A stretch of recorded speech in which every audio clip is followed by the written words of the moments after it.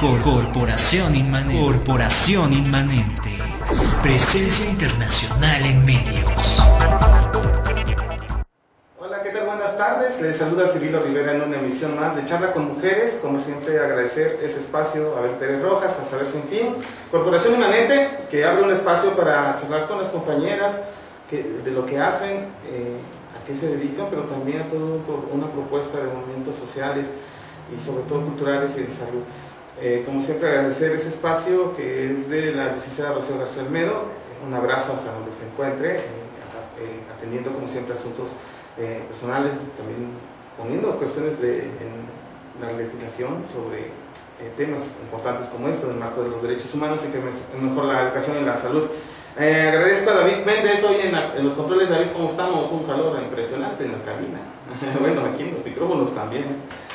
Pues si quieres comunicarte con nosotros, vamos a tener un tema muy importante. Hace unos días se conmemoró el Día Mundial del Autismo en muchos países. Vimos por diferentes medios que pusieron y simbolizaron este día bajo un tono azul.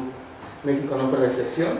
Por ahí, bueno, leí una nota en el Distrito Federal, ¿no? Algunos de las plazas más importantes de la capital del país hicieron lo mismo, ¿no? Por ahí se sumaron quienes se dedican al tema. Sin embargo, vale la pena no solamente charlar sobre ello, sino también saber qué está sucediendo y cuál es la parte de la responsabilidad que tenemos quienes no nos dedicamos al tema, pero es importante por lo menos educarnos, y creo que eso es lo más importante. Quiero agradecer a Gaby Carreño, Gabriela Carreño Herrera, ella es psicóloga clínica, amiga, compañera, y es un gusto que estés con nosotros. Gracias, sí. Y bueno, tenemos a una invitada más. Ella es Jessica Lozano, ella es licenciada en psicología, es terapeuta de personas con trastorno autista, que más adelante le vamos a entrevistar. Pero Gaby, como siempre, esa inquietud que le conozco desde la universidad, no dejó pasar el momento y nos trajo una grata sorpresa. Nos trajo a Edel López Aguiar. Él es licenciado en psicología, asesor técnico de la Federación Latinoamericana de Autismo, coordinación de la red de atención a la diversidad funcional. Y qué gusto, porque siempre es un lujo tener a gente como ustedes, ¿no? Yo creo que hacen un buen equipo, hacen una buena amistad, no solamente en un plano profesional, sino además personal. Gracias, Edel, ¿cómo estás? Gracias a ustedes. Edel, Gaby, el autismo, ¿qué es el autismo? ¿Cómo definirlo, Edel? ¿Qué es? La gente dice, porque hay una parte muy importante. Venimos desde una perspectiva, sobre todo la psicología, de una perspectiva médica, desde la psiquiatría, y la gente empieza a ocupar en su sistema social palabras o frases que vienen de la medicina, ¿no? Estás trastornado, ya te estás volviendo loco, entonces se vuelve como cotidiano. Y la palabra autismo, lamentablemente, ha pasado también a ser esta parte. ¿Cómo definir qué es? Desde el punto de vista científico, Desde el científico, ¿qué es el autismo? definido como un trastorno global del desarrollo, un trastorno generalizado del desarrollo, que abarca un grupo de áreas específicas del individuo, o sea, sobre todo las áreas sociales y de interrelación con las demás personas, las áreas de desarrollo comunicativo y también áreas comportamentales, evidentemente. Es como una triada de alteraciones que acompaña a estas personas, que comienza desde el inicio de la vida, alrededor de los 18 meses tienen las manifestaciones más intensas, empieza el momento de diagnóstico hasta alrededor de los 30, 36 meses.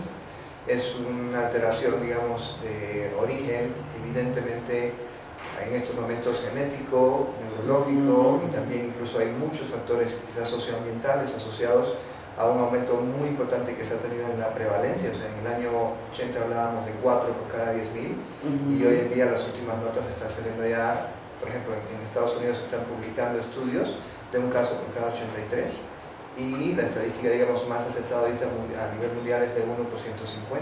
Entonces, si te fijas, es un crecimiento realmente exponencial. Es una alteración que se puede asociar a muchos síndromes genéticos, digamos, ya descritos, de los que a lo mejor puedes encontrarte desde el síndrome de frágil, desde la esclerosis tuberosa, que es una, vamos a llamarle, condición médica más específica. O sea, hay muchas condiciones médicas que podrían estar en la base, pero que no lo explican como tal, porque la única explicación posible es la explicación relativa a la inhabilidad o dificultad de la persona para establecer el vínculo con las demás personas desde el inicio de la vida, de cuyo vínculo evidentemente depende el desarrollo humano, porque es el vínculo que permite la transmisión. Yo creo que de la experiencia que la sociedad acumula, todo el proceso académico de enseñanza y de desarrollo está vinculado justamente al proceso de vínculo entre un ser humano y otro. Y como no tenemos esa cultura de educarnos, de compartir, porque decimos, a mí nunca va a pasar, o a mi familia no va a pasar, y por lo tanto, pues, ¿para qué me dedico a conocer o escuchar un programa donde se habla de este tema? Entonces, las familias, voy a hablar del padre y la madre, tiene un hijo, una hija, y dicen, a lo mejor así es, ¿no? Porque es tu familia. ¿Cómo se empieza a detectar esto? Sé que no es sencillo, pero ¿cuáles son como los primeros indicios que la gente tiene que poner atención? Fíjate, normalmente no es. Lo que pasa es que la detección temprana en realidad no existe. Existe la detección tardía, en el caso del autismo, ¿no? O sea, no hay detección temprana porque hay muchos indicadores alrededor de los 6, 8, 10, 12 meses de vida que podrían ser muy claros. O sea, niños con dificultades inherentes a las condiciones intersubjetivas, a la capacidad para vincularse con nosotros, dificultades para compartir la mirada, dificultades en las conductas de señalar, por ejemplo. O sea, hay como indicadores muy sensibles desde el punto de vista del desarrollo que lamentablemente ni son explorados por las profesiones médicas encargadas del seguimiento del desarrollo, que en este caso es la pediatría esencialmente durante el primer año de vida, y tampoco los padres lo notan como una alteración específica del desarrollo.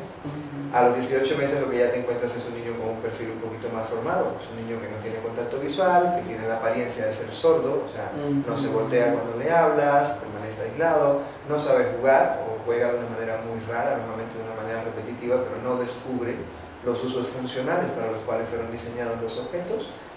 Puede empezar a tener problemas sensoriales, taparse los oídos, resistirse al contacto con ciertas texturas, ser muy selectivo con los alimentos. Hay todo un perfil que abarca más de 200 características que podríamos llamarles, si se quiere, síntomas y que podrían servir para identificar las áreas de alteración. En realidad es como una manera de verlos, o una manera de verlos pensar en aquellos síntomas inadecuados, ¿no? Si se quiere, y la otra manera de verlos pensar en aquellas condiciones de desarrollo que deberían estar presentes y que no aparecen, como por ejemplo el lenguaje, que normalmente tiene un retraso muy significativo o incluso un mutismo, o sea, ausencia completa, niños que no hablan ni una palabra a los 18 meses y que no introducen en su sistema ningún formato de comunicación alternativo, o sea, no usan gestos, no usan señas, no usan miradas, no usan conductas más que conductas inadecuadas, como del tipo te agarro de la mano, ¿no? Para llevarte a lo que quiero porque no puedo señalarte mirándote a los ojos, ¿no? Entonces ahí es como decir, son como los dos extremos, por una parte las conductas de desarrollo neurotípicas que están ausentes y por otra parte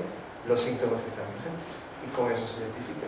Claro, y te compartía esto porque de repente, bueno, una forma de la cultura con la que llevamos a aprender o aprendemos las personas es las películas, se vuelven muy estereotipadas y creemos que esa es la única forma, ¿no? Yo recuerdo en mis clases de hace años, cuando entraba a clases, esta parte que decían, bueno, es como una psicosis infantil, ¿no? Entonces nos ponían como en un temor muy drástico, ¿no? Decir, híjole, este niño se volverá asesino, ¿qué va a pasar, no?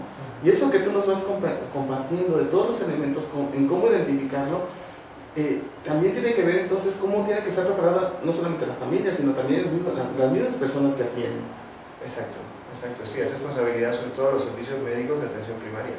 Es el punto inicial donde tiene que empezar la detección en realidad, y es el punto donde más tenemos que orientarnos ahora, en ese sentido. Entonces, ya nos compartiste una serie de características. ¿Cuáles son como estos primeros avances que se están generando, ¿no? de esta red que tú formas parte y que están ahí? ¿Qué se están encontrando que les está permitiendo avanzar? No solamente en una forma de detección o en la forma de cómo atender este trastorno. Avances hay muchos, en realidad hay muchos avances al momento de hoy, en comparación con hace 40 años, 50 años, incluso 10 años atrás, hay muchísimos avances.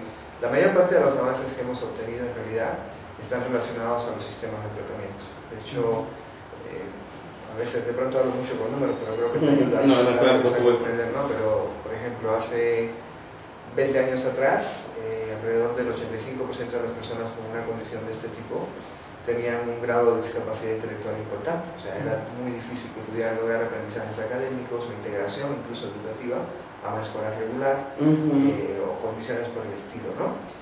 Hoy en día esa cifra ha bajado significativamente, estamos hablando de menos de un 60%, lo cual significa que en realidad el asunto de tener mejores procedimientos de detección, mejores procedimientos de diagnóstico y mejores procedimientos de atención, sobre todo de atención temprana, está previendo un grupo de secuelas, vamos a llamarle cognitivas, que aparecen en estas personas como consecuencia de padecer autismo, porque a veces podemos pensar es que el autismo y el retraso mental o la discapacidad intelectual van de la mano, y es una manera de pensarlo, pero también es otra manera de pensarlo asociar la idea de que si no tienes la capacidad de relacionarte y las relaciones son las que te dan la vía para el aprendizaje, pues evidentemente no vas a poder aprender, y eso acarrea entonces una discapacidad intelectual. Entonces, como decir, si corriges un sistema previo, que es el sistema de las relaciones, que permite adquirir lenguaje, que permite adquirir comunicación, que permite comprender mejor el mundo o relacionarte mejor con el mundo, definitivamente evitas una consecuencia desde el punto de vista del aprendizaje y le abres todo el diapasón de oportunidades a esta persona, no solo para el aprendizaje de la comunicación, vamos a llamarle oral o alternativa, la que sea, sino también para la vinculación a entornos sociales ordinarios. Y no sé si tenga que ver con eso que decía, ¿no? Cómo a partir de los medios visuales, auditivos audiovisuales, ¿no? Pues son las películas, los filmes, todo lo que nos pasa, vemos el autismo con rostro de infancia. Y descartamos al adolescente, descartamos al adulto, y ese proceso, entonces, ¿quién lo atiende? Y lo tiene muy claro, bueno, y sobre todo para quienes hacen investigación en psicología, les interesa este tipo de temas, desde la psiquiatría infantil, desde la psiquiatría, y bueno, médicos en proceso de envejecimiento, entender que hay un fenómeno que está ahí y que necesita ser atendido, digo, igual de importante. Y que aumenta sistemáticamente. Y que está aumentando sistemáticamente. Vamos a ir a nuestro primer corte del programa, regresamos para seguir hablando sobre autismo. Está con nosotros la psicóloga Gaby Carreño, Edel López, licenciado en psicología, y también Jessica Lozano, que es psicóloga. Regresamos a charlar con mujeres. Corporación Inmanente. Presencia local en medios.